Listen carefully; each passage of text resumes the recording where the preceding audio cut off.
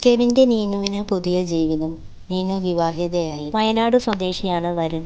കെവിന്റെ പിതാവ് മുൻകൈയെടുത്താണ് ഈ വിവാഹം നടത്തിക്കൊടുത്തത്. ഇതുവരെയും നീനു കെവിന്റെ മാതാപിതാക്കളുടെ സംരക്ഷണയിലാണ് കഴിയുന്നത്. കെവിൻ മരിച്ച് 7 വർഷം പിന്നിടുമ്പോഴാണ് നീനു വിവാഹിതയായത്.